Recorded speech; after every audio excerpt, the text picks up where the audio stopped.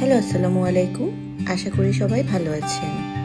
Liza and Roman story নতুন একটি ভিডিওতে আপনাদের স্বাগতম জানাচ্ছি। কক্সবাজারের হোটেলের রিভিউ তো অনেক দেখালাম, কিন্তু আজকের ভিডিওতে দেখাবো কক্সবাজারের কোন কোন জায়গায় ঘুরতে পারবেন এবং কোন কোন জায়গায় খেতে পারবেন।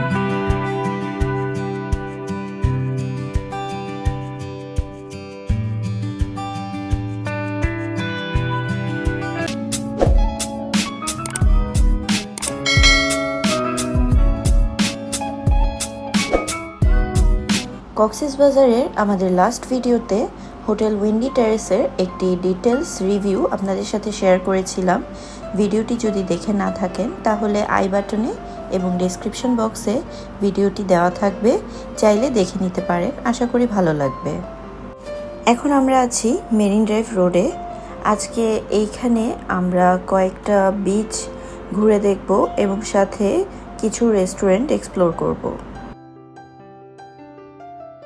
আমরা প্রথমেই এসেছি প্যারাসেলিং পয়েন্টে। এখানে প্যারাসেলিং করা যায় এবং এখানে বিভিন্ন ধরনের বিচ রাইডস আছে।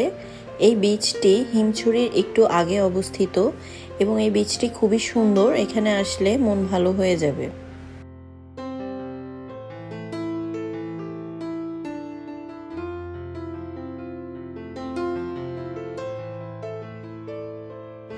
আমরা এখন আছি পাটুয়া টেক্সি বিচে।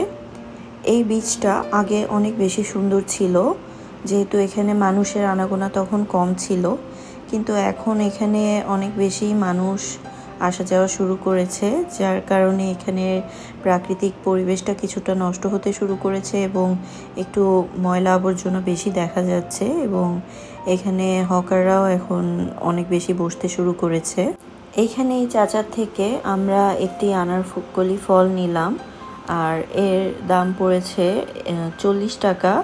এটার সাইজ হিসাবে দামটা একটু বেশিই মনে হয়েছে, কিন্তু কক্সবাজারে সব জায়গাতে আনারকলি ফলের দাম এরকমই দেখলাম, তাই এটা একটা নিয়েছি।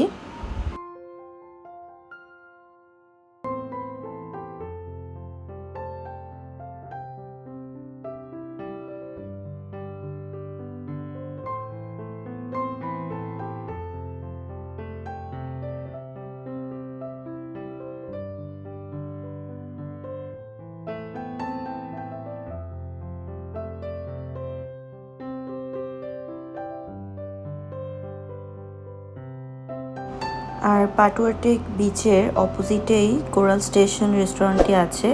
এই রেস্টুরেন্টের ডেকোরেশন খুবই সুন্দর এবং কক্সবাজারে আসলে অবশ্যই একবার ট্রাই করবেন এই রেস্টুরেন্টটা ঘুরে যেতে। কোরাল স্টেশনে পিকচার ক্লিক করার অনেকগুলো কর্নার আছে, সো যারা পিকচার তুলতে পছন্দ করেন তাদের এই জায়গাটা খুবই পছন্দ হবে।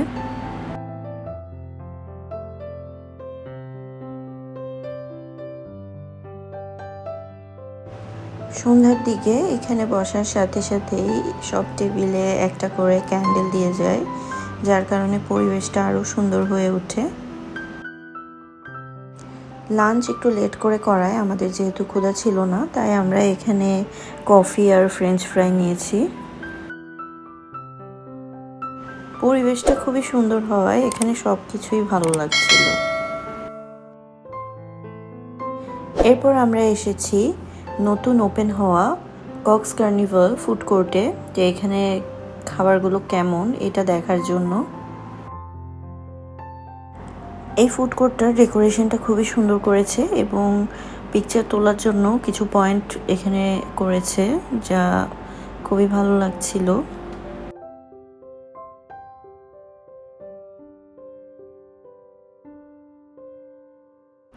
আর এইখানে লাইভ মিউজিকেরও ব্যবস্থা রয়েছে।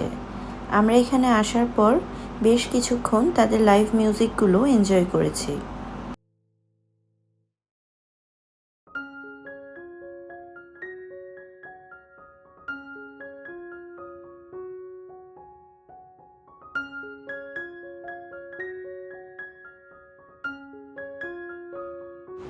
এই ফুড কোর্টে 10 থেকে 12টার মতো রেস্টুরেন্ট আছে।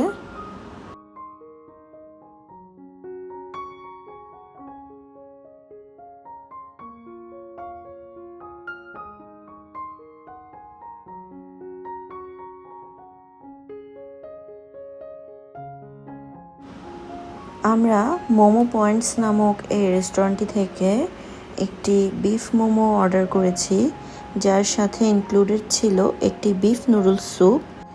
এগুলোর একসাথে প্রাইস ছিল 390 টাকা।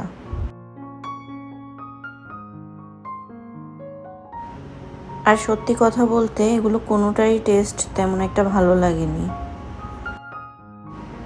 এরপর রাতে ডিনারের জন্য আমরা এসেছি স্যান্ডি বিচ রেস্টুরেন্টে।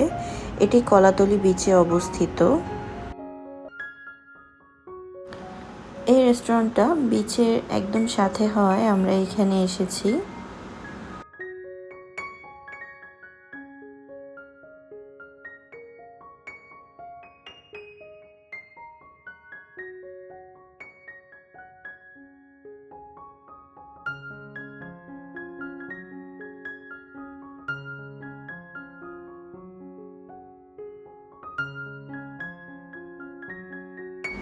আমরা অর্ডার করেছি একটি sea food fried rice, fried chicken এবং কালামারি। আর খাবারগুলোর টেস্ট ভালোই ছিল, আমাদের কাছে ভালো লেগেছে।